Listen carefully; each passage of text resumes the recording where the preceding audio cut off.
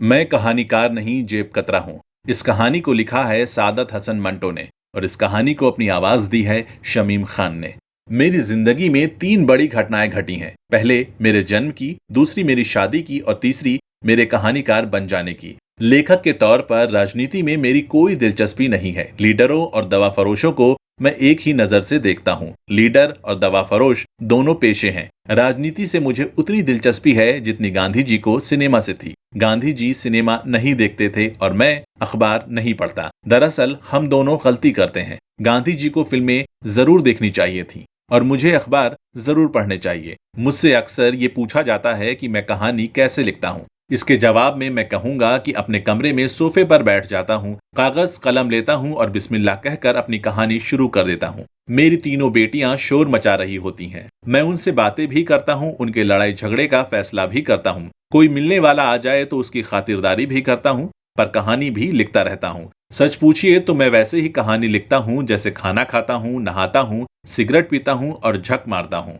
अगर ये पूछा जाए कि मैं कहानी क्यों लिखता हूँ तो कहूंगा कि शराब की तरह कहानी लिखने की भी लत पड़ गई है मुझे। मैं कहानी ना लिखूं तो मुझे ऐसा लगता है कि मैंने कपड़े नहीं पहने हैं या गुस्ल नहीं किया है या शराब नहीं पी है। दरअसल मैं कहानी नहीं लिखता हूँ बल्कि कहानी मुझे लिखती है। मैं बहुत कम पढ़ा लिखा आदमी हूँ। वैसे तो मैंने 2 दर्जन किताबें लिखी हैं और जिस पर आए दिन मुकदमे चलते रहते हैं। जब कलम मेरे हाथ में ना हो तो मैं सिर्फ सादत हसन होता हूँ। कहानी मेरे दिमाग में नहीं, मेरे जेब में होती है, जिसकी मुझे कोई खबर नहीं होती। मैं अपने दिमाग पर जोर देता हूँ कि कोई कहानी निकल आए। कहानी लिखने की बहुत कोशिश करता हूँ पर कहानी दिमाग से बाहर नहीं निकलती। आखिर थक हार कर बांझ औरत की तरह लेट जाता हूँ। अनलिखी कहानी की कीमत पेशगी वसूल कर चुका हूँ, इसलिए बड़ी झुंझलाहट होती है। करवट बदलता हूँ, उठकर अपनी चिड़ियों को दाने डालता हूँ, बच्चियों को झूला झुलाता हूँ, घर का कूड़ा करकट साफ करता हूँ, घर में इधर उधर बिखरे नन्हे मुन्ने जूते उठाकर एक जगह रख देता हूँ। पर कमबख्त कहानी जो मेरी जेब में पड़ी होती है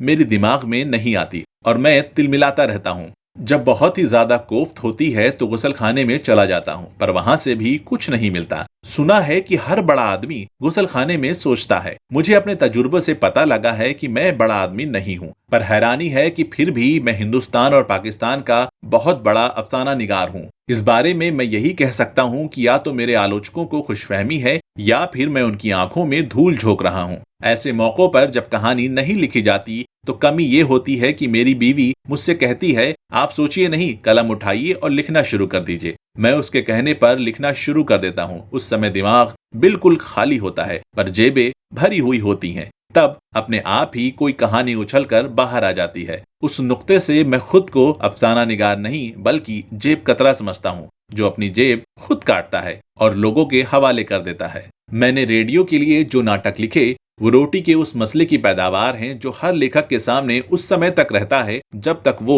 पूरी तरह मानसिक तौर पर अपाहिज ना हो जाए। मैं भूखा था इसलिए मैंने ये नाटक लिखे। दाद इस बात की चाहता हूँ कि मेरे दिमाग ने मेरे पेट में घुसकर ऐसे हास्य नाटक लिखे हैं जो दूसरों को हंसाते हैं पर मेरे होठों पर हल्की सी मुस्कुराहट भी पैदा नहीं कर सके। रोटी और कला का रिश्ता कुछ अजीब सा लगता है, पर क्या किया जाए साहब, खुदा बनताला को यही मंजूर है। ये गलत है कि खुदा हर चीज से खुद को निर्लिप्त रखता है और उसको किसी चीज की भूख नहीं है। दरअसल उसे भक्ति चाहिए और भक्ति बड़ी नर्म और नाजुक रोटी है, बल्कि चुपड़ी हुई रोटी है जिससे ईश्वर अपना पेट भरता है। सादत हसन मंटो लिखता है क्योंकि वो ईश्वर जितना कहानीकार और कवि नहीं है। उसे रोटी की खातिर लिखना पड़ता है। मैं जानता हूँ कि मेरी शख्सियत बहुत बड़ी है और उर्दू साहित्य में मेरा बहुत बड़ा नाम है। अगर ये खुशफहमी ना हो तो जिंदगी और भी मुश्किल बन जाए, पर मेरे लिए ये एक तल्ख हकीकत है कि अपने मुल्क जिसे पाकिस्तान कहते हैं मैं अपना सही स्थान ढूंढ नहीं पाया हूँ। यही वजह है कि मेरी रूह बेचैन रहती है। मैं कभी पागल खाने में तो कभी अस्पताल में रहता हूँ। मुझसे पूछा जाता है कि मैं शराब से अपना पीछा क्यों नहीं छुड़ा लेता। मैं अपनी जिंदगी का 3/4 हिस्सा बदपरहेजियों को भेंट चढ़ा चुका हूँ। अब तो ये हालत है कि परहेज शब्द ही मेरे डिक्शनरी से गायब हो गया है। मैं समझता हूँ जिंदगी अगर परहेज से गुजारी जाए तो ये कैद है, अगर वो बदपरहेजियों में गुजारी जाए तो भी कैद है। किसी न किसी तरह हमें इस जुराब के धागे का एक सिरा पकड़कर उसे उधेड़ते जाना है और बस हो गया।